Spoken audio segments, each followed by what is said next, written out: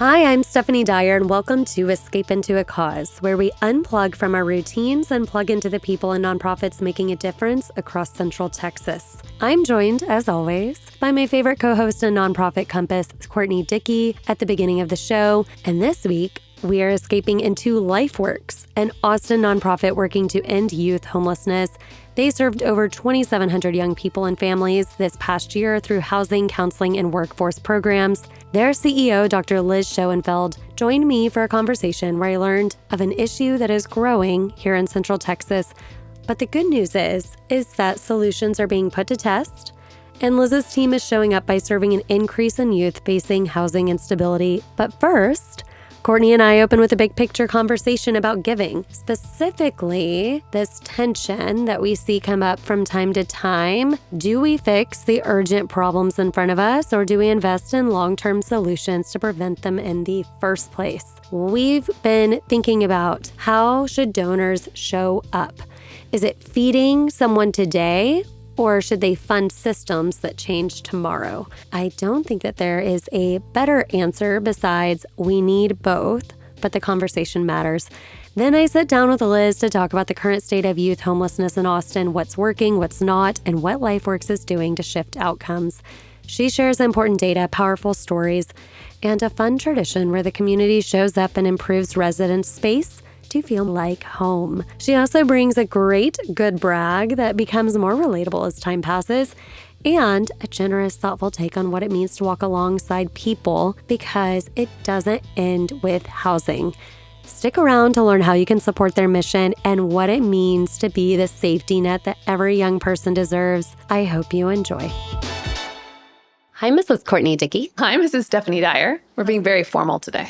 Yeah, well, this is a very formal topic that we're talking about. Oh, I'm excited. I don't know. Let's keep it informal. We are escaping into LifeWorks, an Austin-born nonprofit that's on a mission to end youth homelessness. Grounded in care and driven by data, LifeWorks offers mental health services, housing, education, and workforce supports to help young people and families building stronger futures. LifeWorks is awesome. Yeah. Seems like they're pretty well known. They are. They're very well known, and they're familiar with many employers that partner with them to give career opportunities to folks who are taking advantage of their services.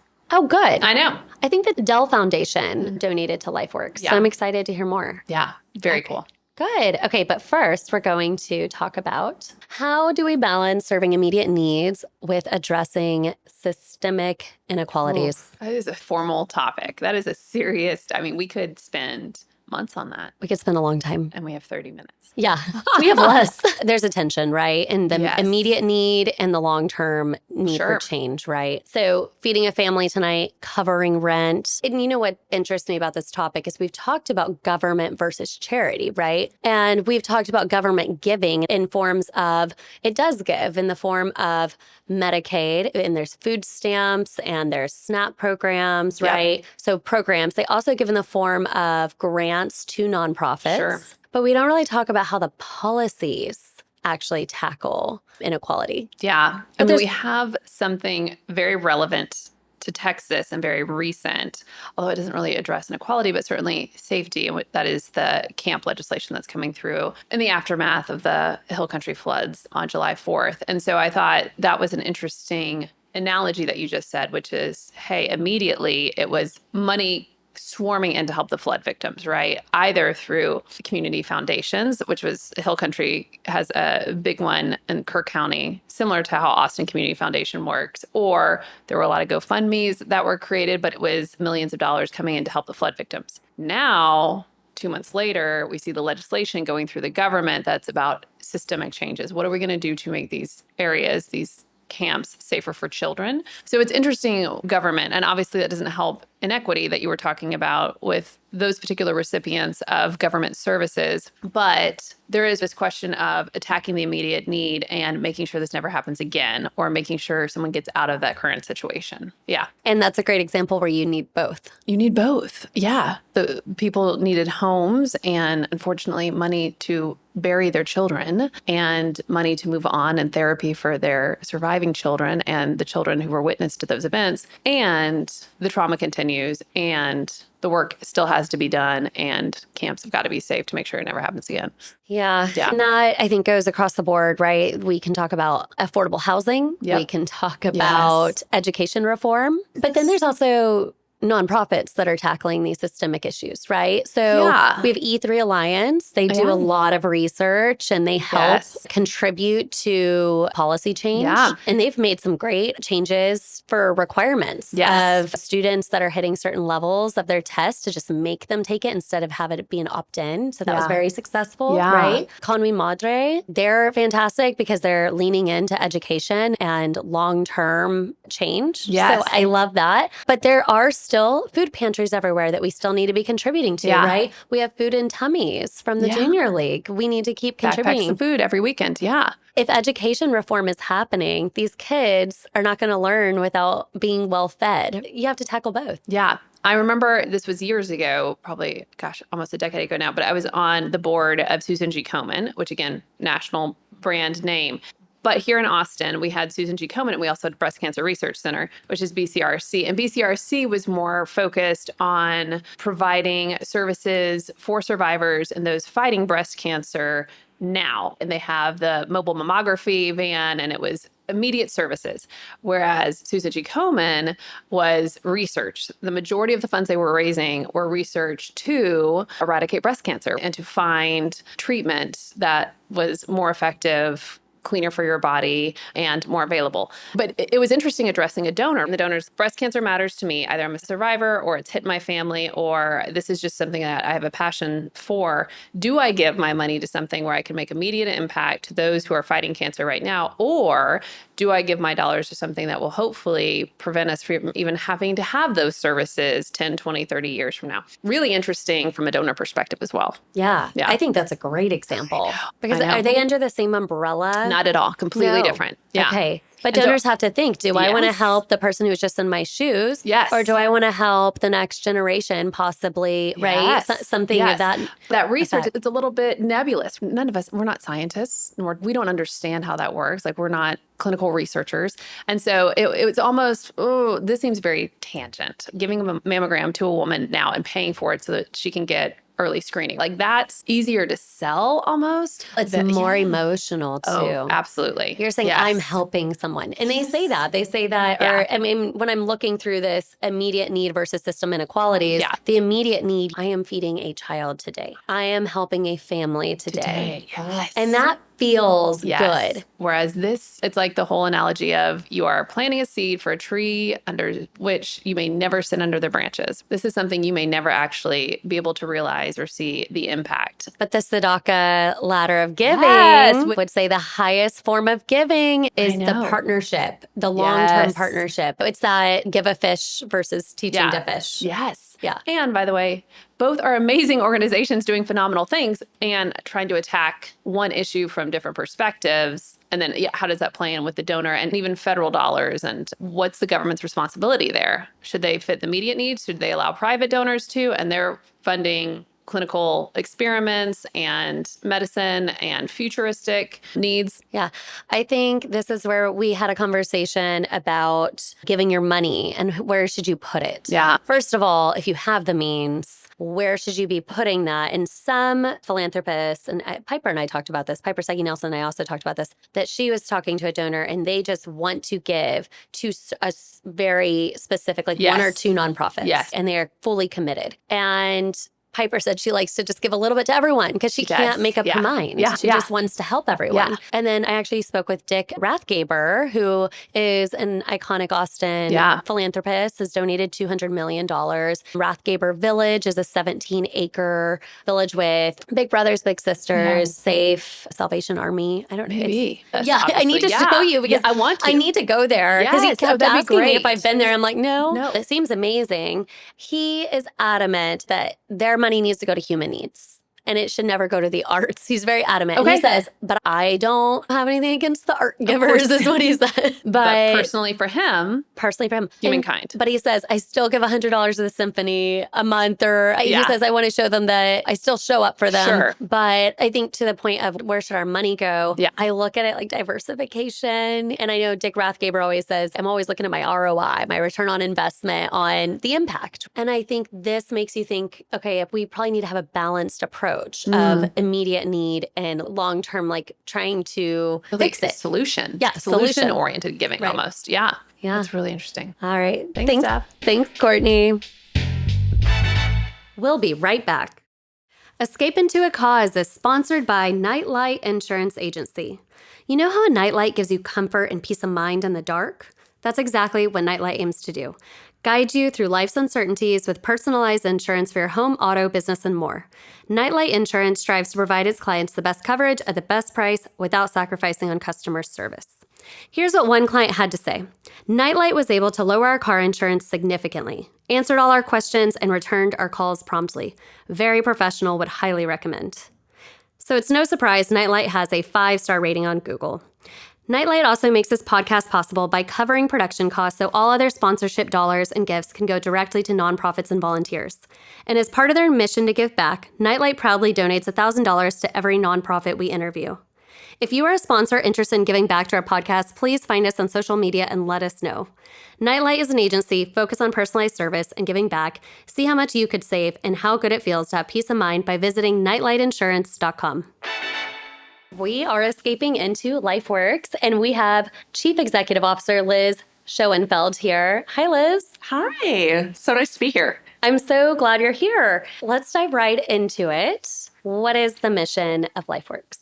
Yeah, so at LifeWorks, we are solving youth homelessness through our housing, mental health, education, and workforce services. And this is so critical because in the last 5 years, youth homelessness has quadrupled in our community. And so that means that just shy of 1,200 young people under the age of 25 are without a safe and stable place to call home. And so that's why we exist, is to make sure that every young person in Central Texas has a place to call home, a sense of belonging, and the support to pursue a life that they love. Yeah, and you mentioned that statistic of it quadrupling. I did look at your impact report in 2020. 247 young people were on the wait list for housing. As of February 2025, that number has climbed to 988 that are on the wait list. Yeah, and now it's up to 1,171. Wow. Yeah. Do you have anything you want to share about maybe What's the drivers? driving that? Yes. Yeah, so it's really interesting. One of the things that frankly is surprising is that more than half of the young people that are experiencing homelessness in our community have a history of foster care involvement. So one of the things that is a definite driver is simply young people aging out of systems, whether that is the foster care system, whether that's the juvenile legal system, and just not having the support and the resources that they need in order to achieve stability. Another thing that obviously has really changed pretty dramatically in the last half decade since COVID is just the affordability of our community. Austin has always struggled with affordability. It has become particularly pronounced in the last 5 years. And so that is something that is also driving this increase. And then it's going to become even more pronounced as we locally and nationally are really starting to navigate the sunsetting of federal relief dollars that flowed into communities to help navigate COVID. Those are starting to sunset. And so there are just fewer resources that are available that young people are able to access. Okay. Well, I want to dive into all of that more. Going back, so your mission is to really serve the homeless youth. Is that correct? Yeah. So we specifically focus on young people between the ages of 16 and 26. And the vast majority of those young folks have either experienced homelessness or housing instability, have experienced the foster care system or the juvenile legal system, are young parents, or have some other type of complex trauma. And what specific community do you serve? So we are really focused on Austin and Travis County. We do have a couple of services that will support young people in other surrounding communities. We serve a 30-county area called Region 7 by the Department of Family and Protective Services for a couple of our programs, but the vast majority of our services are really focused on Austin. Great. What's one surprising thing that people wouldn't guess about the work that you do? Yeah, so one thing that I had mentioned a moment ago is just like who it is that we're serving that's really navigating these challenges, efforts, right? And so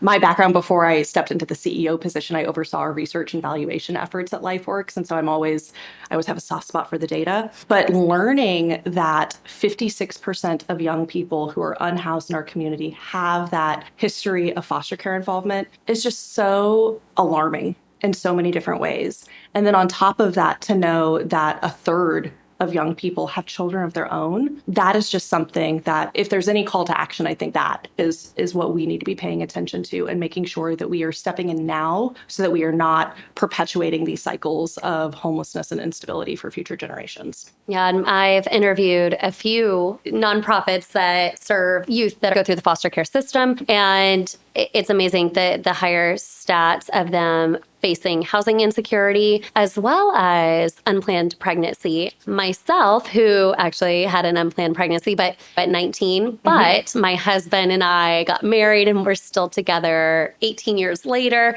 I can't imagine what life would have been raising a child and trying to go to school without the safety net of my family. That's right. And that really is the key thing that we see. At the end of the day, it all comes back to relationships. And we are fortunate enough when we experience trauma or tumultuous situations in our lives, we have friends, we have family that we can turn to. That is often not the case for the young people that we serve at LifeWorks. Yeah.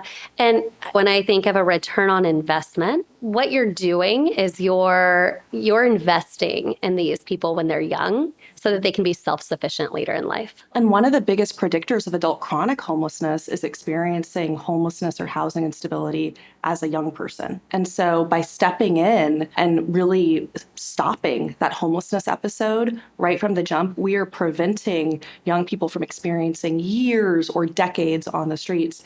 And we know that for every year that somebody experiences homelessness, that's looking at somewhere between $35,000, $40,000 of just like social services, and whether that's emergency services, police involvement, things like that. And so we're really beginning to stop that unnecessary level of investment that's needing to happen. You're having to really help prevent that long-term subsidies of this person's life by investing in them now. Exactly. And so we can talk about the ripple effects. We can talk about the humanity of it all. We can talk about society and community. But if you are a numbers person, it actually just makes sense. Yep. Can you maybe just give an overview of your org and how it operates? Absolutely. LifeWorks was actually the product of a four-way merger back in 1998. And so over the last 27 years, we've really prided ourselves on just evolving in whatever way we need to in order to meet the needs of young people in our community. And for the last 10 years, our focus has really shifted and become more squarely situated on this issue of youth homelessness.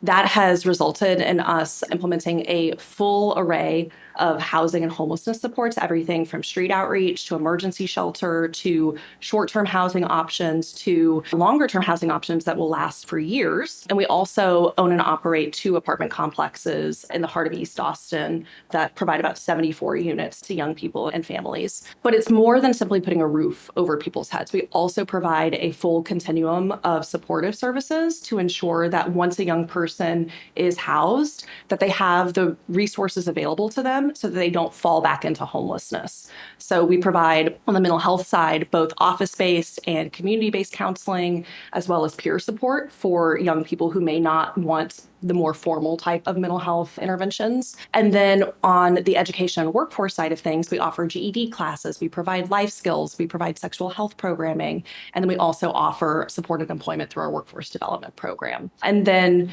speaking of the fact that I'm like a numbers person, right? At the end of the day, solving youth homelessness is fundamentally a math problem, right? It's not enough to help people simply get out of homelessness if the number that are falling into homelessness or being pushed into homelessness exceeds that on a year-over-year basis.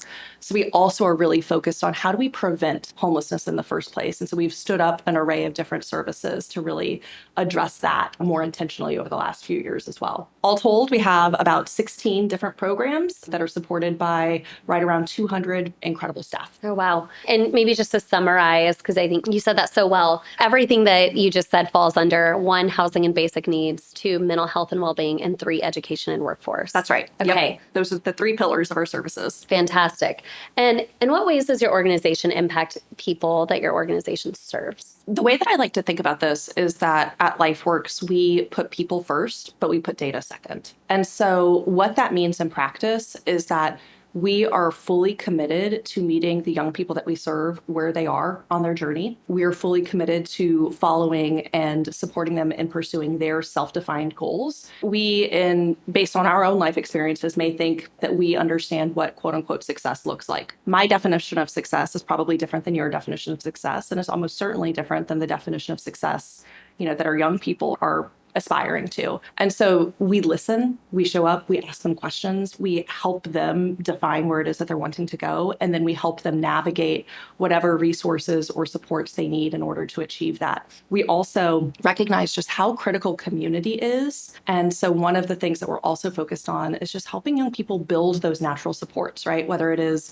relationships that they had with family or friends prior to coming to LifeWorks, making some repairs there, or whether it's building a whole new community of support during their time at LifeWorks that will help to sustain them once they leave our services. But then above and beyond that, we also listen to our data. And that in part is a continuation of continuing to listen to our clients, right? Because data is just a collection of individual stories. And so based on what we're learning there and based on the conversations we have from our clients, we pivot what we do in order to serve them more effectively. One of our core values is humility. And so we really lean into that pretty heavily. And if we find that something that we're doing isn't working or isn't working as well as we would like, then we change. Yeah. That's fantastic. How has your team had to innovate to solve unique challenges? Are there any creative solutions you're especially proud of? Yeah, there are actually two that I want to share. And one is on the housing side of things, then one is on the prevention side of things. So on the housing side, we are actually, and when I say we, the community of Austin and LifeWorks specifically, are leading the state and frankly, leading the nation in terms of our utilization of some federal vouchers that are specifically designed for young people with histories of foster care involvement. Sorry, tell me what that means. Yeah, so the federal government makes these housing vouchers available. I think the most easily accessible way of thinking about this is like something like Section 8. They have other vouchers that are specifically geared toward other populations, and one of them are vouchers that are intended to be used by young people with histories of foster care involvement. And so this provides 3 years of housing support for these young people. And basically, as long as they either are experiencing homelessness or at risk of homelessness, and their experience with the foster care system can be documented, they're eligible for one of these vouchers. And so every community in the country is able to access up to 50 of these vouchers each year. And then depending on how well you actually are able to utilize those, you can bring in more. And so our community has been really good at pulling in more of these vouchers, meaning that we're able to get more and more of the young people who have experience of foster care off of the streets. And so I've partnered with the city of Austin and then with other key stakeholders in our community, Travis County, with other local providers, with advocacy organizations. We had a task force recently that was really focused on addressing the foster care to homelessness pipeline here in Austin. And we're about to release a report in just a couple of weeks, really highlighting some of those key learnings and key recommendations for how we can even more effectively provide and expand housing solutions for this group of young people. The other thing that has been really innovative is that we have participated recently in a pilot project in partnership with a national organization called Point Source Youth, where we were one of a handful of communities across the country to pilot flexible financial assistance for young people who were at risk of experiencing homelessness. So basically, you have a young person, they are either falling behind in terms of their rent, they are experiencing other financial pressures that are putting their housing at risk, whatever the case may be. We had the opportunity to essentially give them cash to address their housing instability in whatever way they see fit. And we found that after 1 month of receiving that cash assistance, that 94% of young people did not touch the homelessness response system. And then 6 months later, we found that 94% of young people who received that cash assistance did not touch the homelessness response system. So that is a one-time infusion of financial assistance, averaging a little over $3,000, and it has stabilized the housing for so many young people in our community. And we're really looking forward to being able to expand that model and build on it. I've heard about some type of pilot like that in the news. And so it seems like it's being piloted across the country. It is, yes. And it's showing to be very successful. Yeah. And so we actually are in the process of doing our 1-year analysis. So stay tuned. Later this year, we'll be announcing what the results are for 1 year after receiving that cash assistance for our clients. Well, I'm looking forward to it because I'm all about the data. I know it's the human connection and everything, but the data tells us we can all think certain things work, but we don't know until we pilot it, we test it. We can all have an hypothesis. Yep. So excited to hear about that. Great. And are there any other statistics that you'd like to share about the impact that LifeWorks is making, Liz? Yeah, just to share a little bit about our overarching reach. Every year, LifeWorks serves over 2,700 youth and families in our community. Any given day, we're housing, providing shelter, providing housing to right around 250 individuals. And then when it comes to just the overarching number of young people that are experiencing homelessness in our community, I had mentioned that we've seen such rapid growth there. Our drop-in center, our street outreach team, has served more than double the number that they anticipated serving in last year alone. So we thought that we would be serving about 350 young people. Last year, we ended up serving 750 young people. And that's with no additional funding, right? That is just making it work with what we have. And the numbers are trending in the same direction for this year. And then with respect to some of the prevention work that we're doing, I just mentioned the 94% of young people who had received that flexible financial assistance, avoiding the homelessness response system.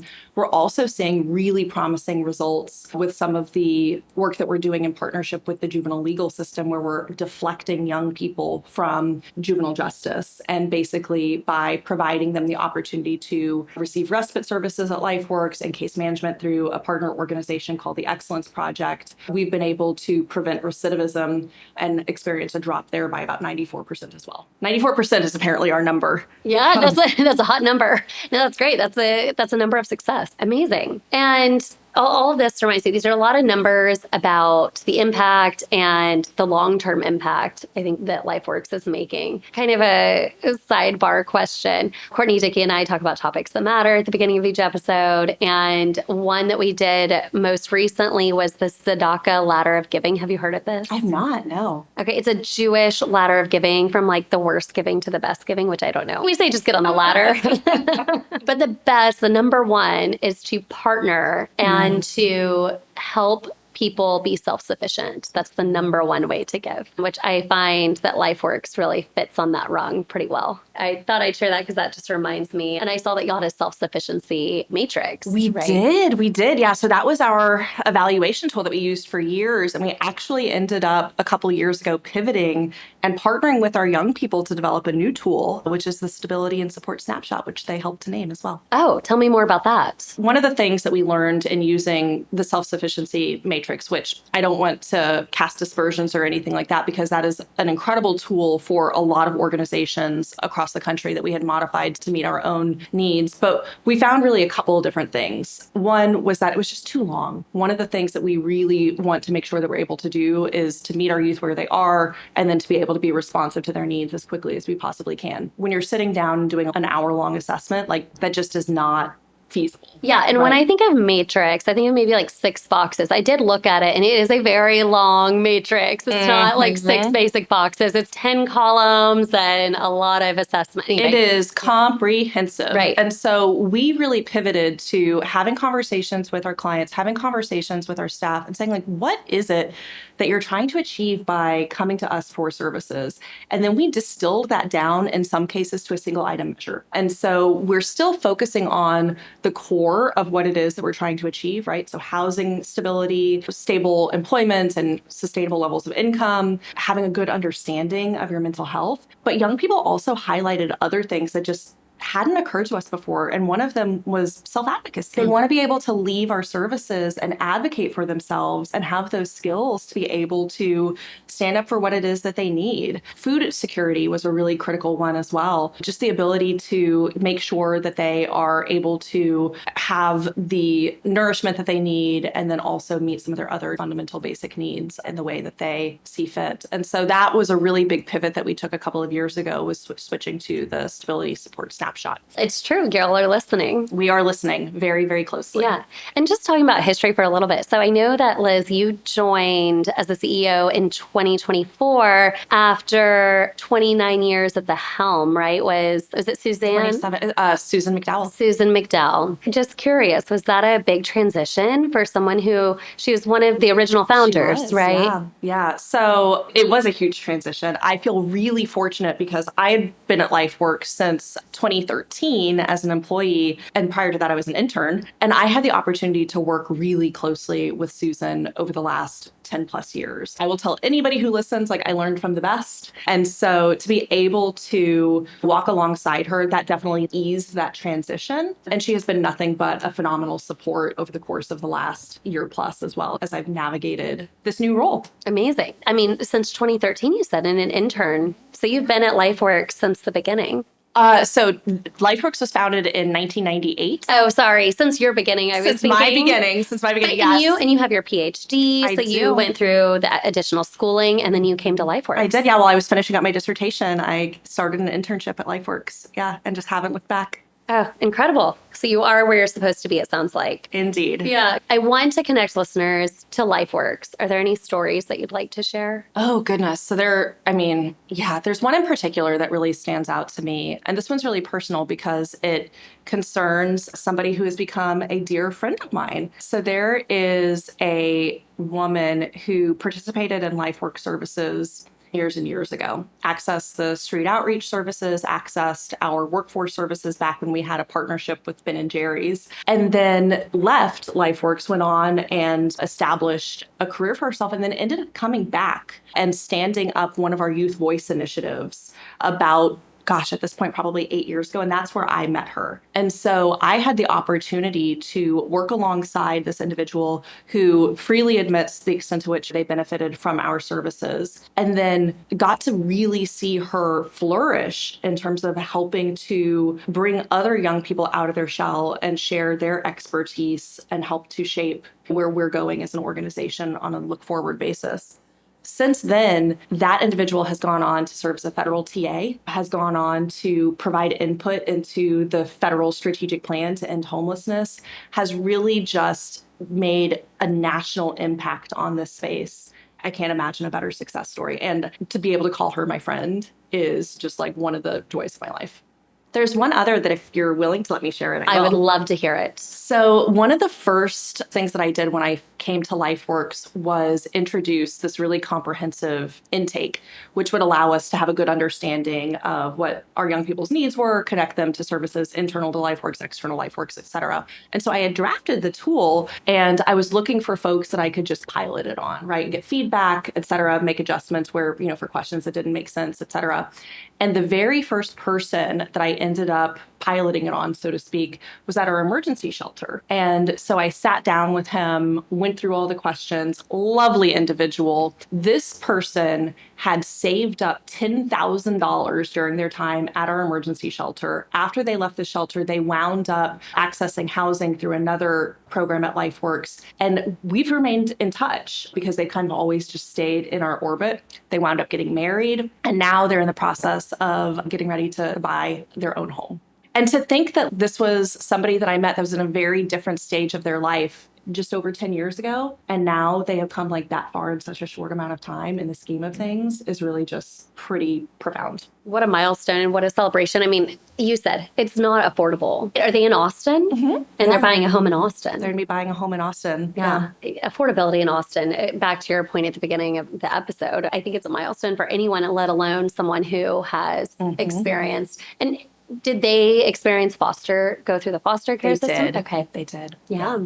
Amazing. Just curious, is there anything significant you were excited about in the near term? Actually, yes. So I mentioned a little while ago that we have 2 apartment complexes that are located in East Austin. And on October 10th, we are going to be breaking ground on our 3rd apartment complex, also in the heart of East Austin, just about a quarter of a mile from our East campus. and it's going to be putting 120 deeply affordable units on the ground for young people who are transitioning out of homelessness. Yay, that's so exciting. Yes. So the Works 3, it's going to be a couple of years before it actually opens up and we're able to start housing young people. But when you think about it, the fact that there are 1,200 young people that are currently waiting for housing, we're opening up 120 units, that is basically eliminating 10% of young people who are currently experiencing homelessness. It's providing them with a safe and beautiful place to live. That's awesome. I'm guessing public transportation is close by. Yes, so it's easy access to a couple of different bus routes. It is easy access to HEB, ACC Eastview is right there, walking distance to our East Campus. And then we're also going to be providing a robust array of supportive services on site because, as I mentioned before, simply putting a roof over somebody's head is not enough to end homelessness. Like, we really need to make sure that once they have navigated that transition from homelessness to housing, that we are walking alongside them and helping them figure out whatever that next step might be. Yeah, shout out to ACC. I went to ACC and I eventually went to University of Texas. They're incredible. Oh, so good. I loved my time at ACC. They're really innovative too. Like, they are doing some very cool things. And the fact that they have made tuition free for folks is just transformative. I can't speak enough of just going that route. If maybe a four-year college isn't your end destination, but for me, it was the bridge that allowed me to go where I wanted to go and graduate where I wanted. So anyway, I really do love ACC. So I ask everyone that I interview for what I call a good brag. And it requires you to talk about you, Liz, and not you, Liz, as CEO. Can you share anything that you've done? It could be a small act of kindness. It could be something that spurred you on to donate or put together something, community service. But it could be anything. It could be being a good mom, aunt. I like to think that I'm a good mom. I have an adorable, 4.5-year-old who really keeps me on my toes every single day. So what comes to mind has actually required a lot of thought and intentionality on my end. So, you know that the world has just been changing so dramatically, right? Has it? No, I'm just kidding. And I feel like yes, very much so. Seriously. And people are just feeling increasingly disconnected, right? And some people will blame social media. Some people will blame the aftermath of COVID, just all the things. But what I am trying to do is my small little bit to make sure that the people who are in my orbit know that I am here and that I care about them. And so that has involved me being very intentional about reaching out to my extended family, which is massive. My mom has 11 brothers and sisters. I have a gajillion cousins. So really trying to make sure that they know that I am here and I am part of their lives and I'm invested. That involves me reaching out to my friends that I haven't necessarily been connected with in years and just being like, hey, just wanted to let you know, I am thinking about you. I hope that everything is going well in your life. And then also on the mom side of things, just really starting as I'm driving around town and as my son is starting to ask all the why questions, why is that person standing there on the corner, et cetera, beginning that dialogue, not shying away from it and talking about the issues that our community is navigating in ways that hopefully even a 4-year-old can start to understand and engage with and not be afraid of. Well, that's a really good brag. You're reminding me that I need to probably reach out more. That's actually something I'm not as great at. And I think I need reminders. I almost need calendar reminders. Just if it's a reminder of, think of someone that you feel like you've maybe lost connection with. Is there anyone recently that you think that you've reached out to? Was it a friend or was it someone you went to school with? It's funny. It was somebody that I was dear, dear friends with back in high school who just had a really big honor in her professional life. She's been a judge and she just recently passed the bar here in Texas and is going to be transferring down from the state that she's currently in to serve as a judge here for a federal administration. And just reached out to her and was like, hey, I know we haven't talked in 20 years, basically.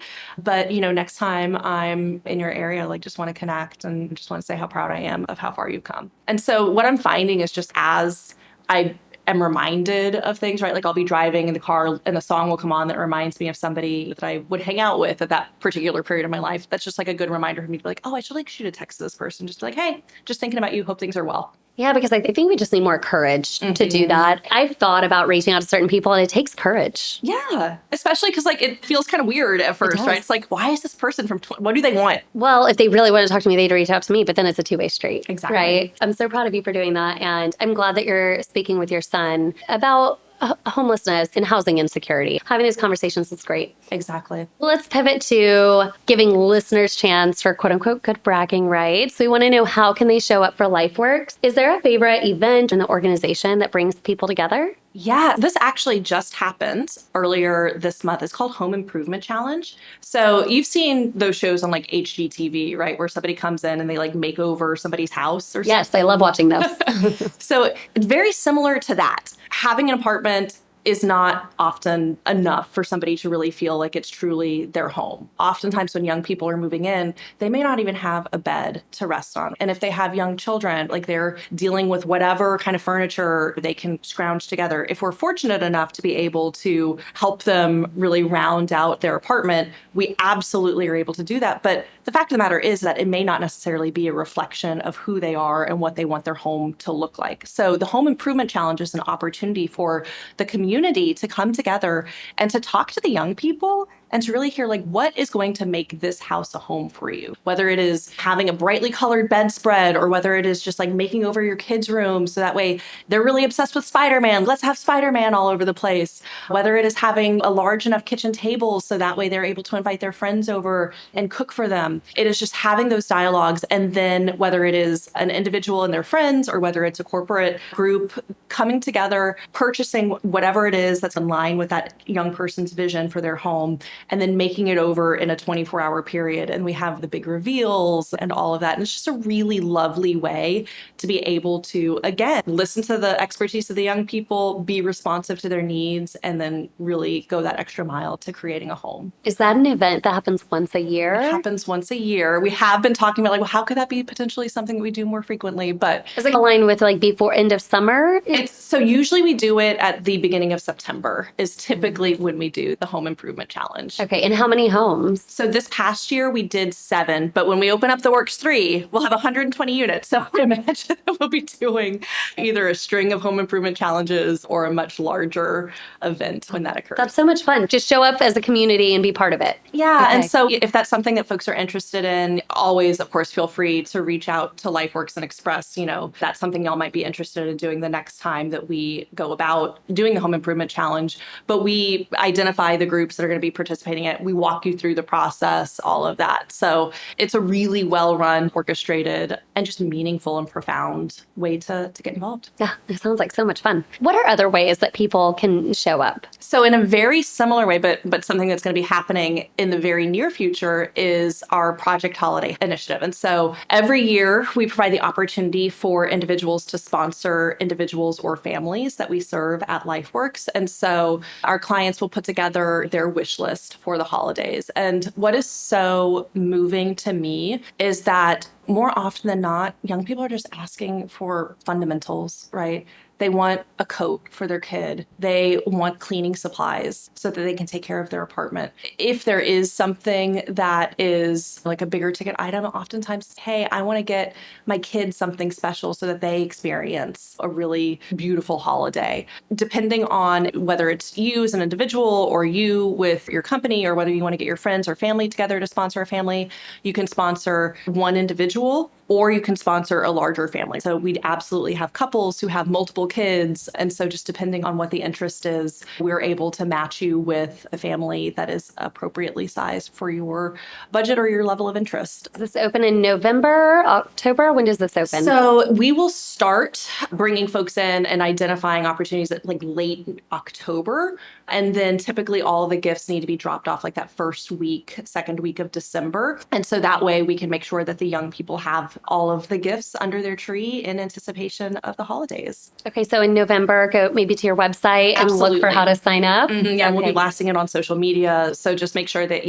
look at our website, pay attention to our socials. And yes, follow LifeWorks Austin. And then do you have a newsletter? We do have a newsletter, yes. And so you're able to sign up for that newsletter on our website as well. Yeah, okay. So stay tuned. And then also, of course, you can show up for, I'm sure, events. Can anyone volunteer? So we do have a few volunteer opportunities that are occurring like on an ongoing basis. One of them, we have a food pantry that we stock and provide both canned food and fresh foods for individuals that are residing at our apartment complexes. And so if that's something you're interested in, there are opportunities to get involved in that regard each week. And then just look on our website because we list out all of the various engagement opportunities that are coming up. Great. And then you can also, of course, always donate. Always. I think that whether it is the gift of your time or treasure, it is just so appreciated. The big thing that we ask is just to get involved in some way, shape, or form. Donations, of course, are critical, especially in this time where there's just increased need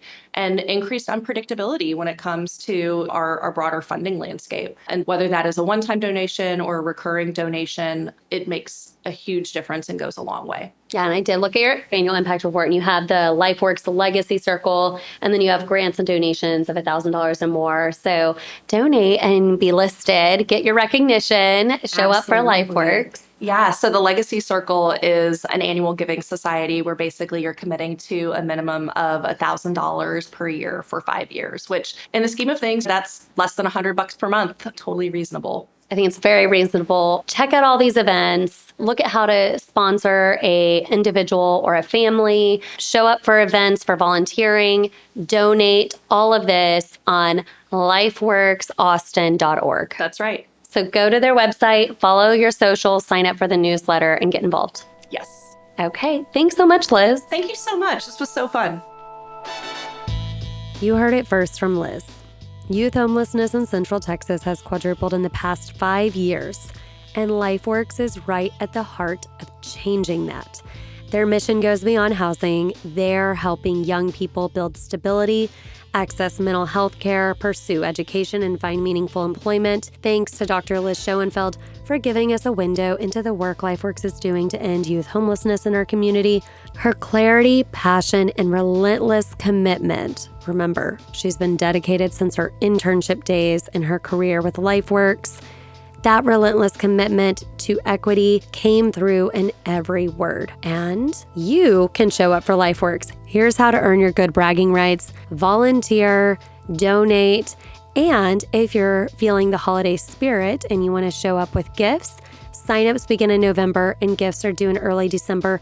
Explore all the ways to get involved at lifeworksaustin.org/get-involved. Or just check out lifeworksaustin.org and you can navigate their website. Special thanks to Nightlight Insurance for making the podcast possible, and to Todd Thompson for editing and mixing, Graham Thompson, Jane Dyer for the original music, Corey McCain at Just Push Record Studios, and Ashlyn O'Neill for digital content.